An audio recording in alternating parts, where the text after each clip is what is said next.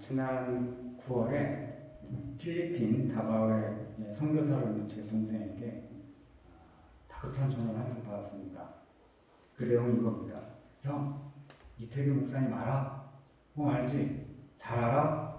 잘 알지. 대학 때부터 대학원까지 같은 학교 졸업한 친구야. 형, 그 목사님이 여기 와 계셔. 야, 이태규 목사님 왜 거기 가 있어? 왜냐하면 다바오까지 가려면 마닐라까지 4시간 동안 비행기 타고 가야 되고요. 거기서 3시간 대기했다가 또 2시간을 국내선 타고 들어가야 하는 아주 멀리 있는 곳입니다. 대부분 한국인들이 가기 쉽지 않은 곳인데 그곳까지 가셨다고 하니까 놀란 거죠. 근데 감사한 것은 거기에서 무엇을 했느냐가 더 중요하죠. 포커싱 세미나라고 하는데 동생이 이 세미나를 통해서 근 10년 동안 안식년 없이 그렇게 힘들게 지쳐있고 탈진한 상태로 사역했던 동생이 그 내외가 굉장히 큰 힘을 얻고 회복이 되었다는 이야기를 이후에 듣게 되었습니다. 그리고 함께했던 10명의 선교사 가정들이 똑같은 내용으로 지금까지 한 세미나 중에서 가장 좋았다고. 근데 그 선교사님들이 워낙에 한국에서 지원하는 많은 세미나를 참석했기 때문에 좋다라는 얘기가 쉽게 나오지 않습니다. 근데 이번 포커싱 세미나는 자신들에게 가장 필요한 것을 채워주셨고 지쳐있던 자신들이 힘을 얻고 회복하고 사역에 더 탄력을 얻게 되었다. 이 얘기를 듣는데 제가 너무 감사하더라고요. 그래서 제가 이태규 목사님께 바로 연락을 했습니다. 고맙다고요. 이거 형으로서 고맙습니다. 이렇게 고백을 했습니다. 그리고 너무 지쳐 있었기 때문이었죠. 근데 4주 전에 또 제가 갔습니다. 이제 거꾸로 제가 거의 지쳐서 제가 8년간 사역했던 이 사역 때문에 좀 많이 좀 탈진된 상태라 쉬러 갔습니다. 근데 가서 궁금하잖아요. 제가 자연스럽게 이태규 목사님 얘기 나왔다가 그 포커싱 세미나에서 했던 내용을 압축해서 하루 만에 저한테 전수를 해주더라고요. 그러니까 말하려고 한 것이 아니라 제가 너무 힘들고 지쳐 있으니까 완전히 다운된 상태에서 그날 저녁 두 내외가 저를 위해서 기도를 해주고 그렇게 위로해주고 나눔을 통하여서 제가 또 회복이 되었습니다. 그래서 이 자리를 빌어서 여러분께 감사를 드립니다. 이태규 목사님을 보내주셔서 2명의 탈진한 목회자를 선교사와 목회자를 세워주셔서 오늘 또 제가 이 자리에 또 오게 되었습니다. 그래서 이 자리를 위해서 너무 2배로 감사의 말씀을 드립니다. 오늘 이렇게 탈진한 저희 형제처럼 그렇게 지쳐있는 사람들을 소개합니다. 3명의 여인에 대한 이야기입니다. 이 3 여인이 길을 걷고 있습니다. 한참 가다가 길 한복판에서 서로 부둥켜 안고 엉엉 우는 그 장면이 오늘 본문입니다. 떠나라! 한쪽에서는 이렇게 말합니다. 또 한쪽에서는 아니되옵니다. 가라! 아니됩니다. 이런 상황이죠. 그 내용이 무엇일까요? 오늘 본문 앞에 있는 내용이 그 이유입니다. 그 내용이 이렇습니다. 나오미와 그의 남편인 엘리멜렉이 등장합니다. 그리고 말론과 기르는 2명의 아들까지 있습니다. 그들은 흉년 때문에 먹고 사는 문제가 힘들어서 자기 고향 유대 땅 이 베들레헴을 떠나서 모압 지방으로 이주했다라고 소개하고 있습니다. 근데 남편도 죽고 2 아들마저 차례대로 죽은 겁니다. 이건 한 가정에 있어서 비극 중의 비극이죠. 10년여간의 이 가정의 고통이 극대화된 시점이었습니다. 더 이상 먹고 살 길이 막막한데 이제 들리는 소문이 다시금 이 고향에 하나님 은혜를 주셨다는 이야기를 듣고 떠나게 되는 것이죠. 모압에 이주하여 10년간 살면서 내린 결론, 얻어진 결론은 남편도 죽고 2 아들마저 죽은 그런 비극을 맞이하는 여인. 그렇게 모인 3명. 그래서 이 며느리 오르바와 룻과 함께 이 나오미는 다시금 유다로 떠나게 되죠. 함께 떠난 세 여인이 가던 길을 멈추고 이제 이 나오미가 시어머니 나오미가 문득 정신을 차린 것 같습니다. 자기를 따라 나서 이 두 과부를 보니 너무 불쌍한 거예요. 이 본문을 보아도 너무 안 돼서 내가 너희를 정말 축복한다. 나를 떠나라. 나와 함께하는 이건 고생이야. 난 너희들을 책임질 수가 없어. 당장 먹을 것을 고민해야 돼. 더군다나 너희들은 평생 과부로 살아야 돼. 하지만 나를 떠나면, 나를 따라오지 않는다면 너희들은 편하게 살 수 있어. 나는 그것을 원해. 그래서 여호와께서 이 일에 대하여 너희들을 축복하기를 나는 간절히 바란다. 정말 이것은 시어머니 이전에 인간으로서, 부모로서 그런 어미의 마음으로 이 며느리를 대하고 있는 모습을 확인할 수가 있습니다. 그래서 가라! 단호하게 이야기하는 것이죠. 며느리들의 의리가 정말 강해요. 요즘 시대에 보기 드문 며느리입니다. 아닙니다. 저희 절대로 어머니를 떠나지 않겠습니다. 이게 초지일만 이 두 며느리의 확신에 찬 결론이었습니다. 절대 우리 떠나지 않을 거야. 서로 이야기했는지도 모르겠죠. 우리 끝까지 우리를 지키자. 그러다 또 한 번 설득을 합니다. 다시 한번 두 번째 대화를 이어가죠. 여러 이야기를 하면서 왜 자기를 따라오면 안 되는지 방금 이야기한 것처럼 조목조목 논리정연하게 이야기를 합니다. 어쩔 수 없이 어머니의 뜻을 확인하고 둘째 며느리 오르바는 설득이 되어서 울면서 떠나갔다라고 합니다. 친정으로 가라. 괜찮다. 너를 축복하게, 너의 길을 축복하노라 이렇게 기도하면서 보냈겠죠. 이렇게 아름답게 울면서 참 힘겹게 떠났습니다. 그리고 세 번째 대화가 시작이 되는데 그 본문은 오늘 본문인 것입니다. 다시 한번 루세에게 나오니까 이야기합니다. 가다 또 멈췄겠죠.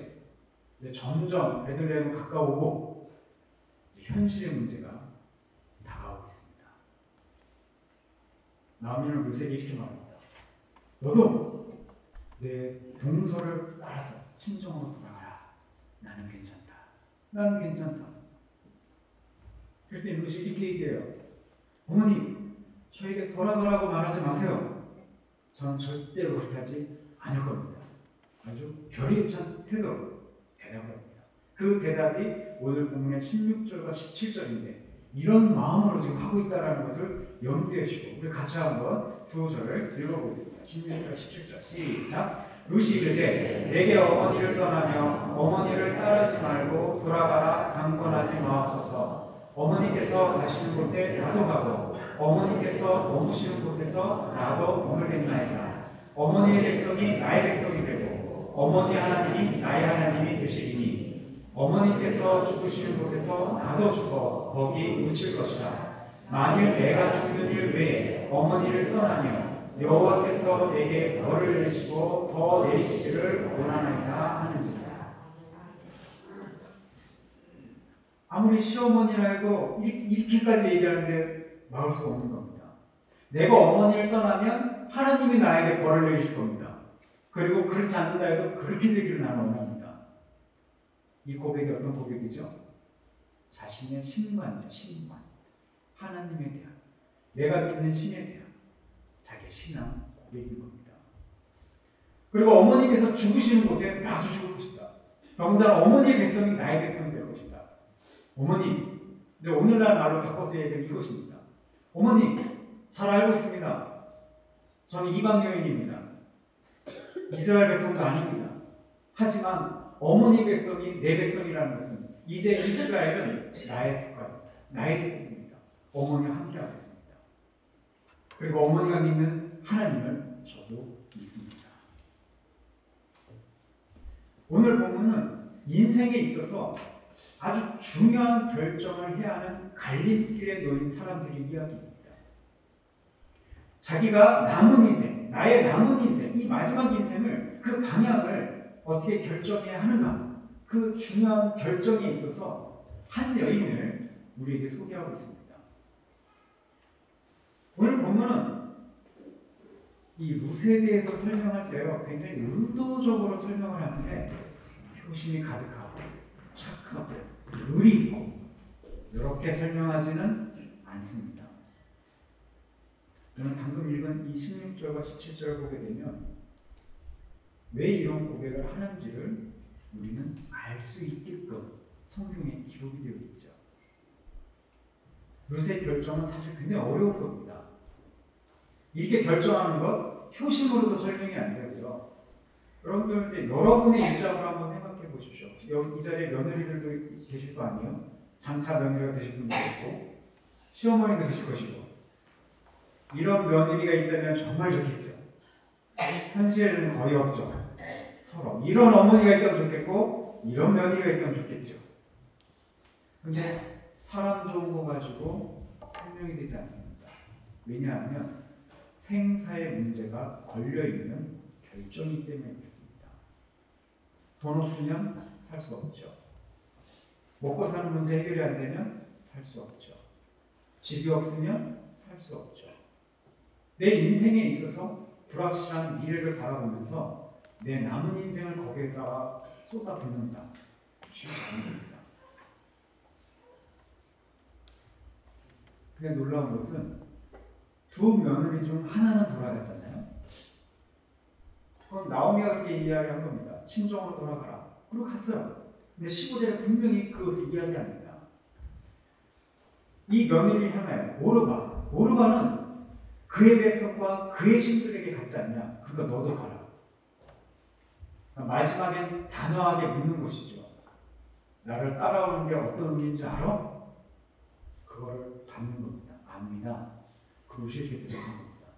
나는 그 신들에게로 우상에게로 나는 안 갑니다. 참신은 여호와이십니다. 이 고백인 것이죠.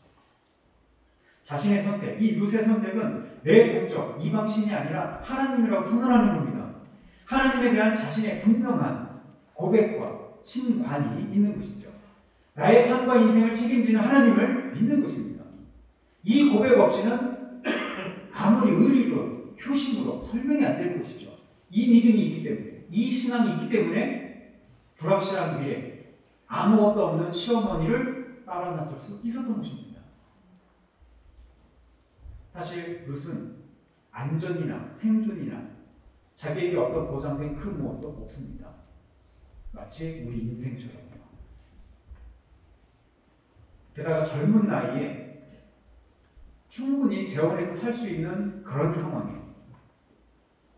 그리고 이방 여인으로 더군다나 과부 둘이서 아무것도 없이 빈털터리로 금이 환향도 아니고 수치스럽고 창피한 모습으로 그렇게 돌아가고 있다. 그렇게 터덕거리며 한 걸음씩 옮기고 있는 그런 상황에서 이 어머니를 따라간다는 것은 결코 쉬운 일은 아닙니다. 룻에 대한 결정을 이야기하는 한마디로 그것을 포기한 겁니다.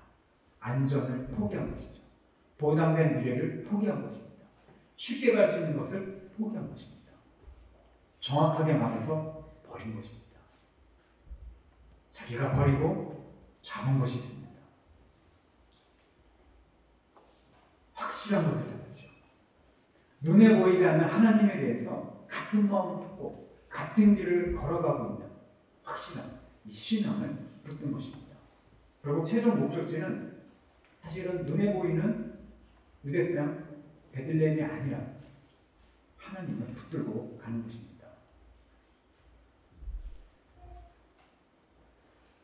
여러분이 어떤 중요한 결정을 내려야 할 때가 있을 것입니다. 목사님 저도 마찬가지입니다. 아주 사소한 결정이라도 그거 하나 결정하기가 얼마나 힘든지 머리를 싸매고 심란해서 잠을 제대로 잘 수 없을 때가 많습니다. 목사님 저도 마찬가지입니다. 다르지 않습니다. 우리 누구나 다 똑같습니다. 그런데 오늘 룻을 통하여 하나님이 주시는 메시지가 있죠.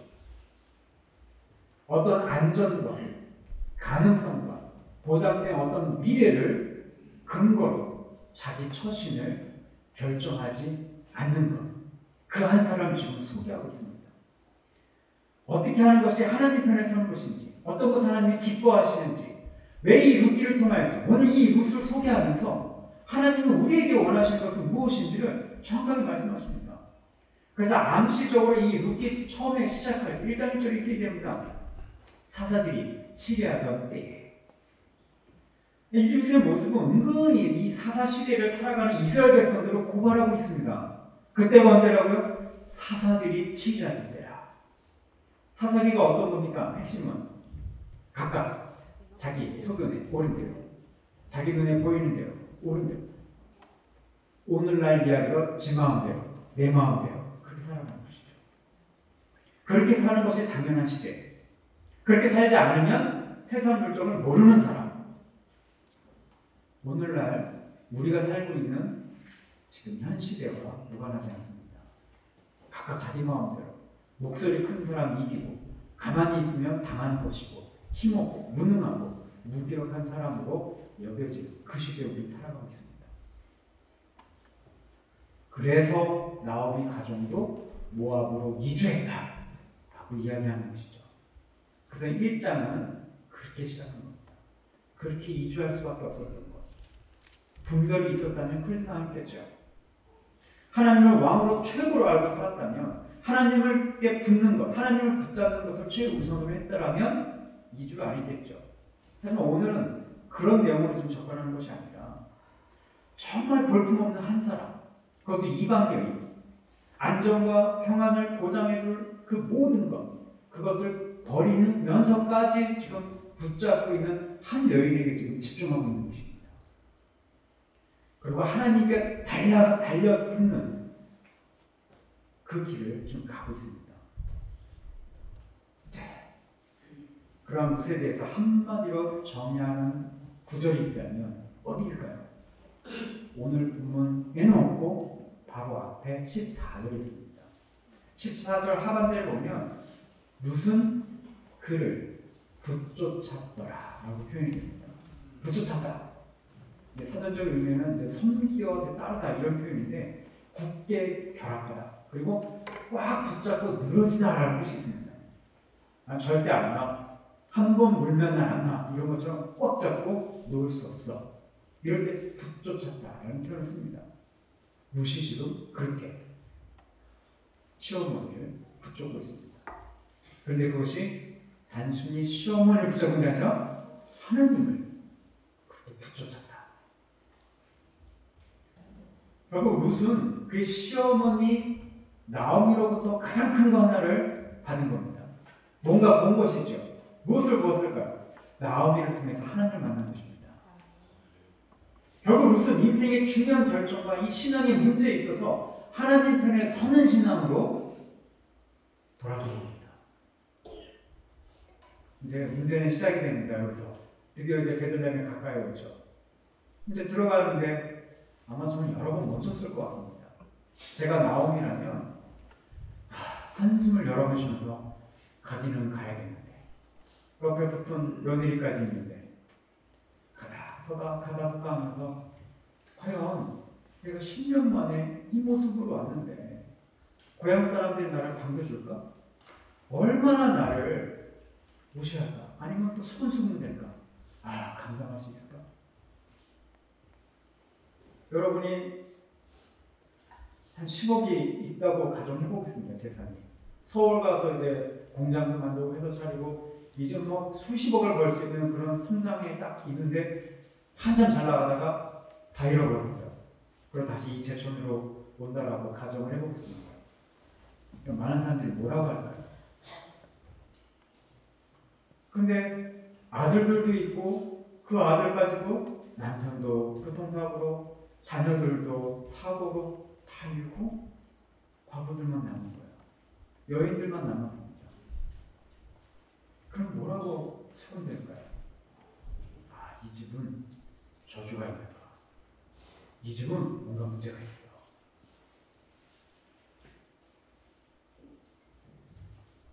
이미 주변 사람들이, 동네 사람들을 환영하면서 10년 만에 만난 이 나오미를 하여 이게 누구냐? 이가 누구냐? 나오미가 아니더냐? 이미 알고 그럴까? 그게 두려운 거죠. 손수치면서 이렇게 얘기합니다. 여보게들, 나를 더 이상 나오미라고 부르지 말게. 나는 그 뜻대로 즐거움이 아닐세. 나는 쓰디 쓴 인생만 남았네. 나를 말하라 하게. 그 뜻이 쓰다 아닙니까? 너무 써. 근데 전능자가 나를 이렇게 괴롭게 했어. 야, 나 이렇게 만든 거 하나님이 이루셨다니까. 나는 하나님이 이렇게 만든 사람이야. 그래서 21절에 보면 풍족하게 나갔더니 여호와께서 나를 비어 돌아오게 하셨다. 자기가 봐도 누가 봐도 단면만 보면 그 자체가 저주받은 인생이에요. 징벌받았다. 나는 벌받았다. 이 단면을 놓고 한마디로 한 줄로 요약하자면 잘 살아보려고 나갔다가 망해서 돌아온 사람, 그리고 점점점 이렇게 될 것 같습니다. 카피 문구를 딱 띄우자면 여기 이제 영상에 자막 띄우는 것처럼 잘 살아보려다가 망해서 돌아온 사람, 망해서 돌아온 목사 뭐 이런 것처럼요. 이 자체가 절망의 끝자락입니다. 깊은 힘듦과 깊은 서러움과 남편과 자녀들까지 잃어버린 그 마음을 누가 알 수 있을까요? 근데 절망했을까요? 아닙니다. 그러면 이 나오미가 이렇게 한탄하면서 전능자가 나를 이렇게 괴롭게 했다. 하나님이 나를 이렇게 만들었다. 이건 불신 아닐까요? 아닙니다. 우리 숱하게 이런 경험들 우리 삶 속에서 합니다. 만일 주변에서 이런 말을 듣는다면 어떻게 할까요? 정말 하나님이 계시다면 그럴 수 있어요. 내가 이렇게 힘든데 하나님 나를 이렇게 내버려 둔다는 것이 말이 안 되잖아요. 그러니까 하나님 안 계시는 거예요. 나 이런 하나님이라면 안 믿을래. 나 이제부터 교회 안 가요. 나 부르지 마세요. 그런 집사님이 계시다면 여러분 어떻게 하실까요? 아니 집사님은 그럴 수 있어요? 이 집사님, 김 집사님 그럴 수 있어요? 이렇게 하실까요? 아 그럼 안 됩니다. 그럼 안 나온다니까 내버려 둘까요? 아니죠. 얼마나 힘들면 그럴까. 중고등부 학생들을 부릅니다. 목사님 저 죽고 싶어요. 저 학교 가기 싫고요. 저 교회 가기도 싫어요. 뭐라고 할까요? 저 한마디 던집니다. 그래? 나도 그랬어. 그럼 싹 괜찮아집니다. 그 표현을 한다는 것은 죽고 싶다는 이야기가 아니죠. 죽을 만큼 힘들다는 겁니다. 오늘 나오미가 이렇게 한탄하면서 하나님이 나를 그렇게 만드셨다. 저 교회 가기 싫어요. 진짜 가기 싫다는 것이 아니라 그만큼 힘들다는 표현입니다. 힘드시죠? 저라도 그렇겠습니다. 이 한마디가 더 힘이 있는 것이죠. 하지만 나오미는 분명한 확신이 있습니다. 하나님의 확신. 텅 비었지만 비어서 어디로 간다고요? 돌아오게 하셨지 않습니까? 하나님이 돌아오게 하시는구나. 하나님이 나를 그럼 채우실 수밖에 없구나. 지금 내가 붙잡을 수 있는 것, 지금 며느리가 나를 붙잡듯이 나도 하나님밖에 없구나. 그래서 돌아가기로 결정한 것이죠. 비어 돌아오게 하시는 하나님께 나아가는 것, 이 자체가 복입니다. 여러분이 교회에 나오시는 것, 떠나지 않는 것. 여러분 인생 가운데 왜 숱한 어려움이 없으셨겠습니까? 지금까지 살아오시면서 정말 죽고 싶다라는 마음이 들 때가 여러 번 아니시던가요? 정말 하나님이 계시다면 나를 이렇게 내버려 둘 수 있는가? 라는 상황들이 많지 않았던가요? 저는 많았습니다. 최근에도 그랬습니다. 그래서 4주 전에 동생을 통해서 거꾸로 목사님이 주신 은혜가 다시 또 저한테 와서 제가 또 회복된 은혜를 돌고 도는 은혜죠. 그것도 제가 여기 오는 거 아닙니까? 또 은혜를 나누는 것이죠. 저는 이 룻기를 통해서 다시 한번 은혜를 받습니다. 그렇구나. 참 여러 가지 일이 있었던 이 한 해. 하지만 비어있는 만큼 내년은 채우시는 해구나. 하나님이 다시금 세우시는 것이구나. 텅 빈 것이 아니라 텅 비어 돌아오게 하시는구나. 그럼 비었으니 이제 채우시는 것이죠. 결국 그렇습니다. 절망 끝에 선 사람, 자신의 한계에 선 사람 나오미. 베들레헴에 돌아온 그녀에게는 텅 비어 돌아올 수밖에 없는 수치스러운 귀함이었습니다. 그러니 그렇게 비어 돌아옴으로써 하나님의 은혜가 채워지는 전환점이 된 것입니다. 절망 끝에 선 사람, 그 사람이 내가 될 수 있습니다. 그러나 이 절망 끝이 하나님 편에서는 시작과 회복입니다. 그래서 그 암시를 딱 주는데 22절이에요.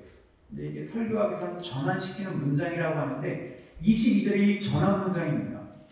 1장만 보면 다 망한 가정이에요. 1장만 보면 다 실패했어요. 1장만 보면 다 비워지기만 하고 채워지는 게 아무것도 없습니다. 근데 2장부터는 새롭게 전개된다는 것을 뭔가 다음 이야기 하면서 점점점하고 드라마 딱 끝나고 다음 거 보세요 이렇게 하는 것처럼 22절이 그거예요. 나오미가 모압 지방에서 그의 며느리 모압 여인 룻과 함께 돌아왔는데, 자 지금 나오미가 돌아오는데 누구와 함께 옵니까? 룻과 함께 옵니다. 이게 바로 회복의 실마리입니다. 비어있는 것이 아니라 채워지는 누군가와 함께, 혼자가 아니라 룻과 함께 그렇게 돌아오는 것이죠. 인생에 있어서 우연은 없습니다. 이 룻기에서는 그래서 계속 우연이라고 하지만 오늘 2장 3절에도 우연히 보아스가 나오고 또 4절에 마침 이렇게 나오고 4장 1절에도 마침 기업물을 쫙 나타나고 이렇게 마치 우연의 연속으로 되는 것이 이 룻기인 것 같아요. 그래서 한번 이후에 한번 이 뒤까지 쭉 한번 읽어보세요. 마침 우연히 만난 것 같은데 결국엔 하나님이 정확한 섭리 가운데 만나게 하시고 이를 진행시키신다. 여러분 한 해 수고 많으셨습니다. 정말 고생하셨습니다. 기억하기 싫은 지나가 버렸으면 좋을 만한 어려운 일들도 많겠죠. 결코 우연히 주어진 것이 아니라 정확한 하나님의 섭리 가운데 여러분에게 우리에게 주신 하나님의 계획입니다. 이제 2020년 2020 새해를 바라보며 하나님께서 소망과 회복으로 채워주시는 복된 한 해가 되시기를 주의 이름으로 기원합니다. 기도하겠습니다.